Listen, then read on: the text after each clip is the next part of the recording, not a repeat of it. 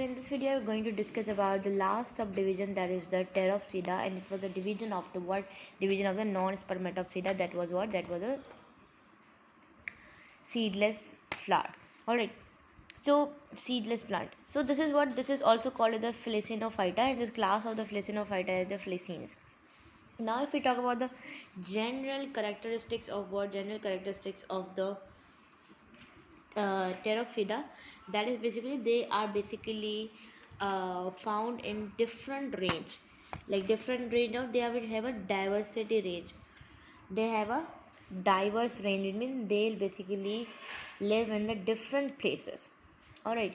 Second, if I want to tell you guys the characteristic, so that is basically they are found in the tropical region, which means the region where you're having the high temperature. Alright, in this video we're going to discuss about the general characteristics. But they also grow in the shady or moist place too. Alright, but if we talk about their Pteropsida, so they are also, we can say, place. There many species are also grown in the temperate region. Temperate region is what? Temperate region is basically a cold region. Cold region. Alright. So if we talk about them, so they are also called the firms. Alright, and there are three subdivisions, that was from first to third. There was allies. So they are basically the heterotrophic division. They are the heteromorphic division, which means their sporophyte and their gametophyte both are having the different morphological characteristics, physiological and morphological. So that's why it is called the heterogeneration, which means that both stages are different. All right, but if we talk about the dominant one, so the dominant one is sporophyte, which is diploid stage. So which means that for a long duration it will be occur more, so that is why it is dominant. And if we talk about their leaves, so their leaves are having the sporangia. All right, and which we are calling as a sporophyllus, which means a leaf plus sporangia is called a sporophyllus. And sporangia was sporangia fruiting body.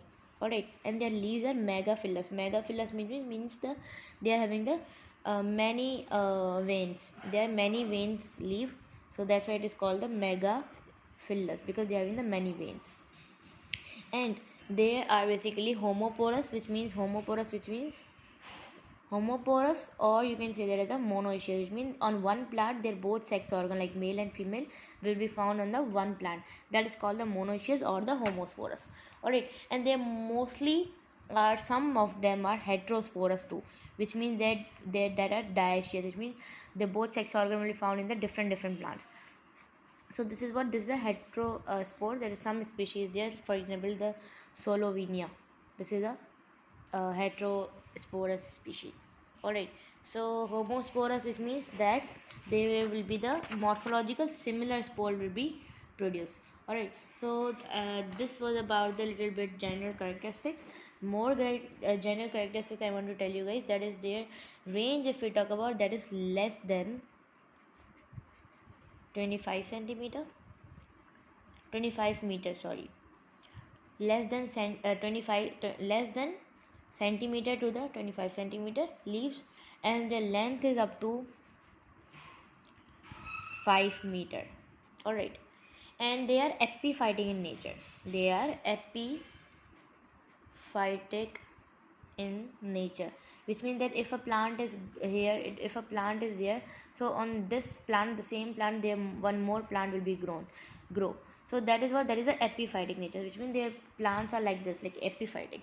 All right, so if we talk about their leaves of the ferns are also called the fronds. Their leaves are called the fronds. All right, fronds is basically, which means that their leaves possess a sporangia. Their leaves possess a sporangia, and their sporangia is what? Their sporangia, which means that at the back, which means, for example, if a leaf is there, so at the back of their leaf, at the ventral side, there will be the sporangia. That's why we are calling as the fronds, because of the sporangia. Alright, and if we talk about another characteristics of this general characteristic, so that is basically their immature leaf, or you can say the young leaf, are also called the succinate venation. What does it mean? That I'm going to discuss when I'll be discussing their plant. Alright, this was about the general characteristics. In the next video I'm going to discuss what I'm going to continue this. Alright, general more characteristics I'll be continuing in the next video.